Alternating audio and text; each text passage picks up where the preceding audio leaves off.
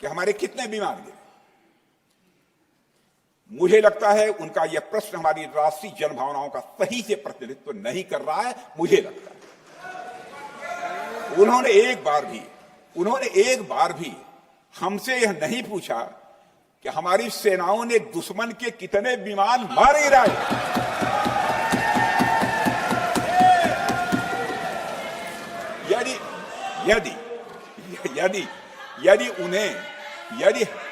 यदि उन्हें प्रश्न पूछना ही है अध्यक्ष महोदय, तो उनका प्रश्न यह होना चाहिए, क्या भारत ने आतंकवादी ठिकानों को तबाह किया? तो उसका उत्तर है हां।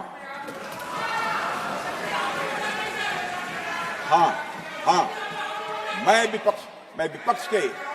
विपक्ष के सम्मानित साथियों से कहना चाहता हूं कि आपको प्रश्न पूछना है तो यह प्रश्न पूछिए, क्या ऑपरेशन सिंदूर सफल रहा? तो उसका उत्तर है हां। साथ हो रहा है। अब चूंकि विपक्ष के मित्र ऑपरेशन सिंदूर को लेकर उचित प्रश्न नहीं पूछ पा रहे हैं, तो उन्हें मैं क्या बताऊं अध्यक्ष महोदय। मैं लगभग 4 डिकेड से अधिक समय से राजनीति में, सत्ता पक्ष हो या विपक्ष हो, अपनी पार्टी हो या दूसरी पार्टी हो, कभी भी किसी के साथ दलगत राजनीति को मैंने शत्रुतापूर्ण तरीके से जिंदगी में नहीं देखा है मैंने अध्यक्ष महोदय। इसलिए आज अगर विपक्ष प्रश्न पूछने में असफल है, मैं विपक्ष को उनके इस काम में थोड़ी सी मदद करना चाहता हूं। अध्यक्ष महोदय, मैं विपक्ष के अपने सम्मानित साथियों से कहना चाहता हूं कि यदि आज हम लोग सत्ता पक्ष में हैं, तो ऐसा नहीं है कि हम हमेशा सत्ता पक्ष में ही रहेंगे। यह आवश्यक नहीं है, किसी के लिए आवश्यक नहीं। एक लंबा समय हमने विपक्ष का काम किया है। एक लंबा समय हमने सरकारों से सवाल पूछने में लगाया है। जनता ने जब हमें विपक्ष में रहने का दायित्व सौंपा था, तो हमने विपक्ष में रहकर विपक्ष की भूमिका को बड़े ही सकारात्मक तरीके से निभाया भी है।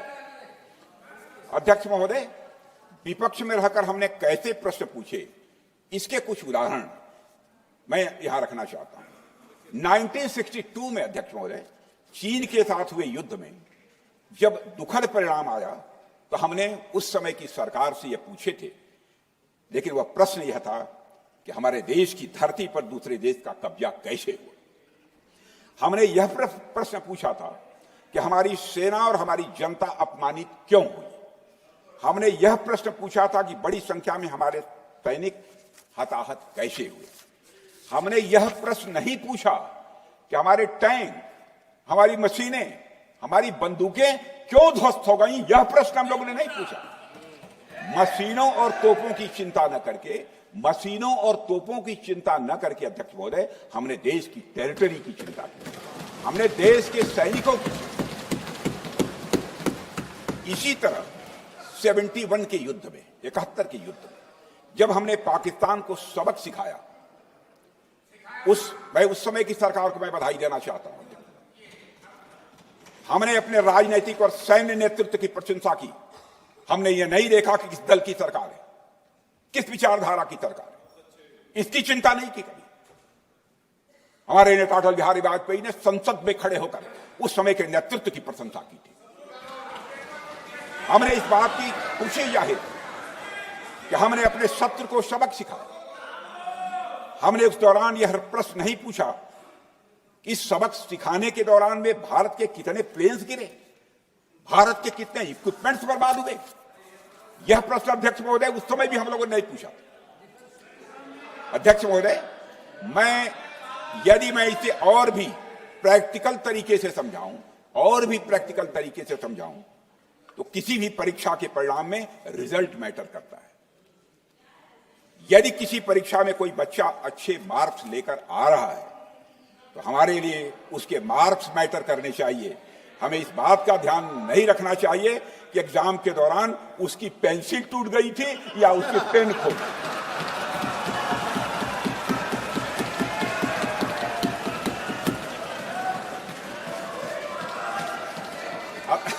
अध्यक्ष महोदय, अल्टीमेटली रिजल्ट मैटर करता है, और रिजल्ट यह है अध्यक्ष महोदय, अल्टीमेटली रिजल्ट मैटर करता है। और रिजल्ट यह है अध्यक्ष महोदय कि ऑपरेशन सिंदूर के दौरान हमारी सेनाओं ने जो लक्ष्य निर्धारित किया था उन लक्ष्यों को पूर्ण रूप से प्राप्त करने में हमने कामयाबी हासिल की। अध्यक्ष महोदय, भारत हमेशा से पाकिस्तान सहित अपने पड़ोसी देशों से मित्रता और सौहार्द सहयोगपूर्ण संबंध का सदैव इच्छुक रहा है। इसके लिए भारत की सभी सरकारों ने ईमानदारी से प्रयास भी किए हैं। वह चाहे आदरणीय लाल बहादुर शास्त्री जी हों या श्री अटल बिहारी वाजपेयी जी हों या हमारे स्वर्गीय मनमोहन सिंह जी हों या प्रधानमंत्री श्री नरेंद्र मोदी जी, सभी ने हमेशा चाहा है कि इस इलाके में शांति और समृद्धि बनी रहे। सभी ने यह चाहा। अध्यक्ष महोदय, यह बात हमारी सिविलाइजेशनल वैल्यूज के साथ मेल खाती है, इसलिए ऐसा हुआ। अध्यक्ष महोदय, पूरा विश्व जानता है कि पूर्व प्रधानमंत्री से अटल बिहारी वाजपेयी जी ने शांति का संदेश लेकर 1999 में लाहौर बस यात्रा की थी। वह सिर्फ एक यात्रा नहीं थी, वह यात्रा भारत की संस्कृति और शांति की प्रतीक थी। यह हमारे भारत की प्रकृति थी। लाहौर पहुंचकर श्री अटल बिहारी वाजपेयी जी ने मीनारे पाकिस्तान पर विजिटर्स बुक में जो लिखा था, जिसका जिक्र लोग आज भी करते हैं, और उन्होंने लिखा था, उसकी मैं चर्चा करता हूं। उन्होंने लिखा था कि मीनारे पाकिस्तान से मैं पाकिस्तान की जनता को यह विश्वास दिलाना चाहता हूं कि भारत अस्थायी शांति और मित्रता का आकांक्षी है। मैंने पहले भी कहा है और फिर भी कहता हूं, एक स्थिर और समृद्ध पाकिस्तान भारत के हित में है, इसमें कोई संदेह नहीं होना चाहिए। अध्यक्ष महोदय, यह हमारी सोच थी, यह हमारी शांति की पहल थी। यह पहल हमारी हजारों साल पुरानी सांस्कृतिक चेतना, हमारी नैतिक शक्ति और हमारी सभ्यता के उन मूल्यों से निकली थी जो शांति को शक्ति मानती है। अध्यक्ष महोदय, लेकिन हमारे शांति के प्रयास को हमारी नाइविटी, उदारता या सरलता समझ लिया गया। जब हम शांति के लिए कदम बढ़ा रहे थे, उसी वक्त पाकिस्तान कारगिल में घुसपैठ की साजिश रच रहा था। हम दोस्ती के राह पर थे तो वो षड्यंत्र की राह पर था। जब हम मामला खुलकर सामने आया तो हमारे वीर सैनिकों ने इस घुसपैठ के खिलाफ कार्रवाई करना प्रारंभ किया, और जब भारत की जीत सामने दिखाई दे रही थी तो पाकिस्तान ने परमाणु युद्ध की धमकी दे डाली। अध्यक्ष महोदय, तब हमारे तत्कालीन प्रधानमंत्री आदरणीय अटल बिहारी वाजपेयी जी ने कहा था, पाक सेना के परमाणु हमले से भारत का तो कुछ नहीं बिगड़ेगा, लेकिन पाकिस्तान दूसरे दिन का सूरज नहीं देख पाएगा।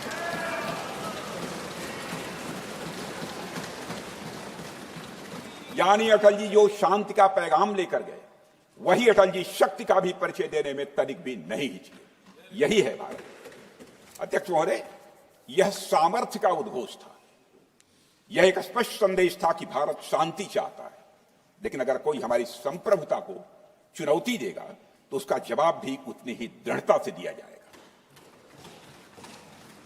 अध्यक्ष महोदय, 2015 में जब हमारे प्रधानमंत्री मोदी जी ने लाहौर जाकर नवाज शरीफ से मुलाकात की तो भारत ने फिर से दोस्ती का हाथ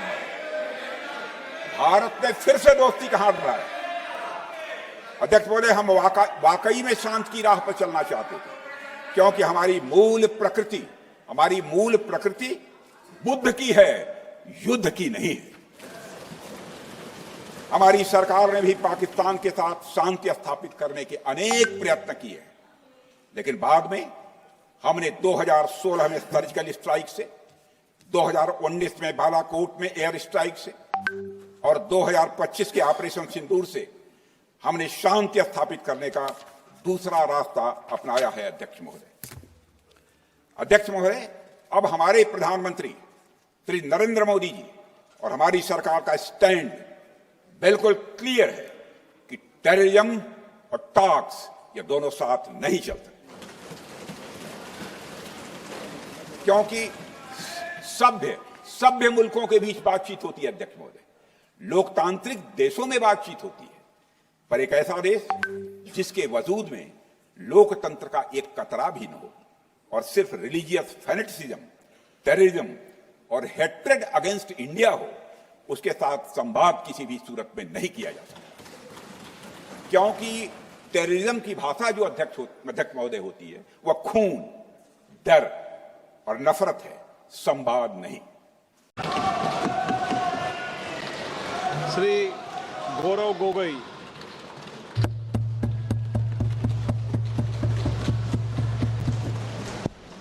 धन्यवाद अध्यक्ष महोदय। आज हम इस विशेष चर्चा में भाग लेने के लिए खड़े हुए हैं और ये चर्चा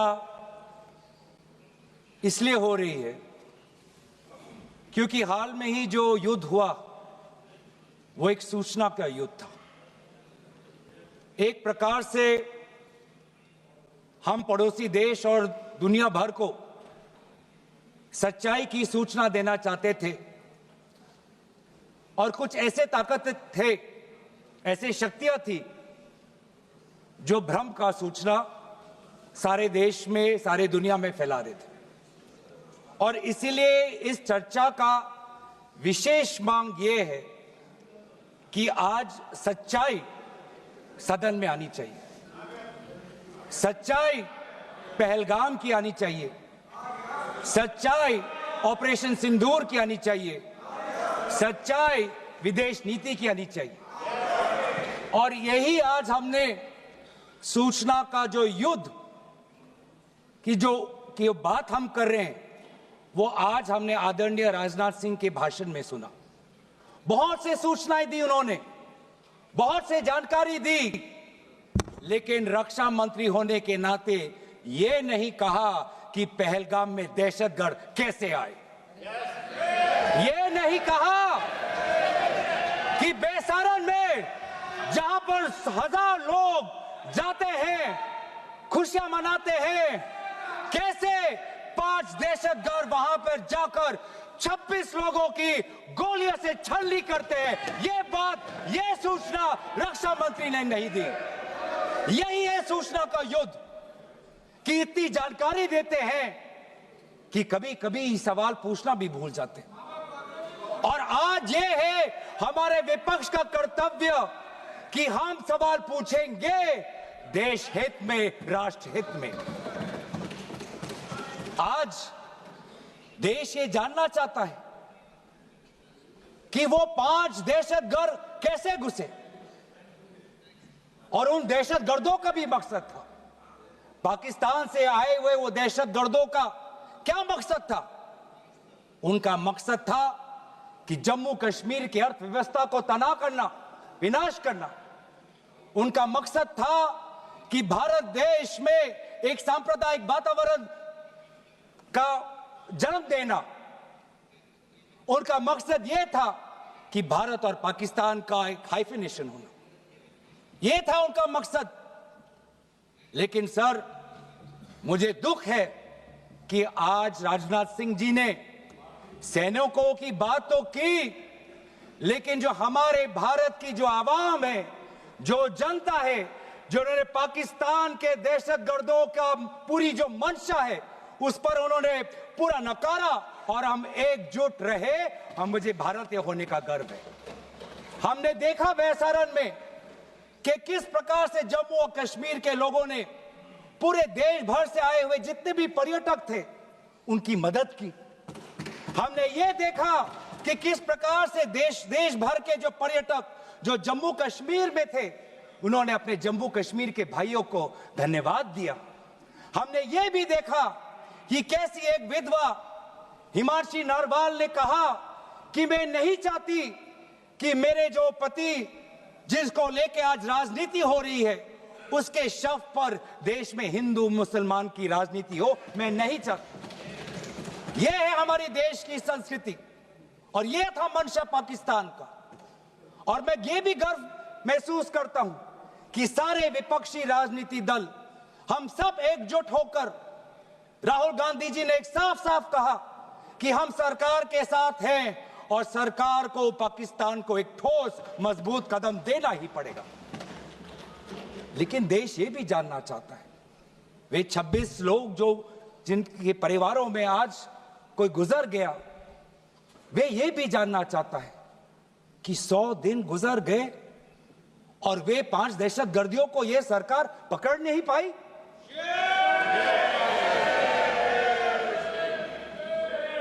देश के वो लोग ये भी जानना चाहते हैं कि ये जो 5 दहशतगर्दे थे, दहशतगर्दी जो आए टेररिस्ट, निश्चय इनको किसी ने पनाह दी, निश्चय इनको किसी ने जानकारी दी, निश्चय ये पूरा जो 1 घंटा का जो उन्होंने गोला बारूदी की, उसके बाद ये फरार हो गए, उनको फरार होने में भी किसी ने उनकी मदद की, और आज भी ये 100 दिन हो गए और सरकार के पास कोई जवाब नहीं।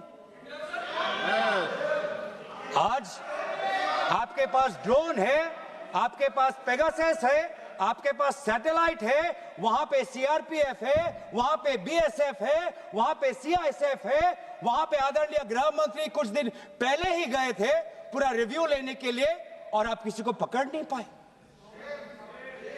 ये कैसी है, ये कैसा बंदोबस्त? आपने कहा कि आर्टिकल 370 के चले जाने के बाद जम्मू कश्मीर सेफ है, जम्मू कश्मीर में आइए, लोग आए, लोगों ने अपने आप को सुरक्षित महसूस किया, लेकिन बेसारन में देखा कि कितने वो निहत्थे थे, कितने वो असहाय थे, कि लगभग 1 घंटा लगा एक एम्बुलेंस उनके पास पहुंचने के लिए। पुलिस पर अगर आर्मी भी आई तो चल के आई। और सर, मैं वो नजारा भूल नहीं सकता, एक मां और एक बेटी चल के नीचे आ रही थी, एक भारत के सिपाही को देखा और सिपाही को देखकर वो रो पड़े, खुशी से नहीं, डर से, क्योंकि उनको लगा कि वे दहशतगर्द जिन्होंने सिपाहियों का यूनिफॉर्म पहनकर वहां पर लोगों को मारा, आज वही दहशतगर्द आज पहाड़ के नीचे उनका इंतजार कर। उस भारत के सिपाही को कहना पड़ा कि मैं भारतीय हूं, तुम डरो मत, मैं भारतीय हूं, तुम सेफ हो, सुरक्षित हो। ऐसा दहशत उन्होंने महसूस किया। इस दहशत के ऊपर, इस डर के ऊपर आदरणीय राजनाथ सिंह एक शब्द तो कहते, आप एक शब्द तो कहते, ये आपकी भी जिम्मेवारी है राजनाथ जी, ये आपकी भी जिम्मेवारी है, रक्षा मंत्रालय का भी जिम्मेवारी है। बार बार हम ये देख रहे हैं सर कि आदरणीय गृह मंत्री जाते हैं, कहते हैं कि बहुत अच्छा बंदोबस्त हो गया है, टेररिज्म के हमने उनकी रीढ़ की हड्डी तोड़ दी, तब भी उरी होता है, तब भी बालाकोट, तब भी पुलवामा होता है, तब भी पहलगाम होता है। अंत में जाके जिम्मेवारी कौन लेता है? जम्मू कश्मीर के लेफ्टिनेंट गवर्नर नहीं। अगर जिम्मेवारी किसको लेनी पड़ेगी तो आदरणीय गृह मंत्री आपको लेनी पड़ेगी, नैतिक जिम्मेवारी आपको लेनी पड़ेगी। आप लेफ्टिनेंट गवर्नर के पीछे नहीं छुप सकते, आप लेफ्टिनेंट गवर्नर के पीछे ये केंद्र सरकार नहीं छुप सकती, क्योंकि गृह मंत्री खुद वहां पे थे कुछ ही हफ्ते पहले, खुद उन्होंने सिक्योरिटी का रिव्यू लिया कि आपके पास जानकारी नहीं थी। और सर, ये सरकार इतनी कमजोर, ये सरकार इतनी बुज़दिल कि आज उन्होंने इस सर में, क्योंकि उन्होंने अगर इसका किसी का दोष दिया तो टूर ऑपरेटर्स को दोष दिया कि टूर ऑपरेटर्स बिना अनुमति के द्वारा, बिना लाइसेंसेस के द्वारा लोगों को बेसहारा ले जा रहे, हमें तो पता ही नहीं था। ये है इनका कारण, ये बताना चाहते हैं। तो सर, यही तो दुख की बात है कि कहीं ना कहीं एक सरकार में एक अहंकार आ चुका है। इंटेलिजेंस और सिक्योरिटी जो फ्रेमवर्क है, एस्टैब्लिशमेंट है, जो लोग हैं जो निर्णय लेते हैं इंटेलिजेंस और सिक्योरिटी की, आज उनमें एक अहंकार आ गया है कि चाहे जितनी भी बड़ी गलती हो उन पर कोई सवाल नहीं उठा सकता। लेकिन आज हम सवाल उठा रहे हैं, आज हम सवाल उठा रहे हैं, आज हम सवाल उठाएंगे। प्रधानमंत्री मोदी जी, आपको, आप सऊदी अरब में थे, आप जब वापस आते आपका पहला नैतिक कर्तव्य होता कि पहलगाम आप जाते, लेकिन आप पहलगाम नहीं गए, एक सरकारी कार्यवाही के लिए आप बिहार गए और चुनावी भाषण दिया।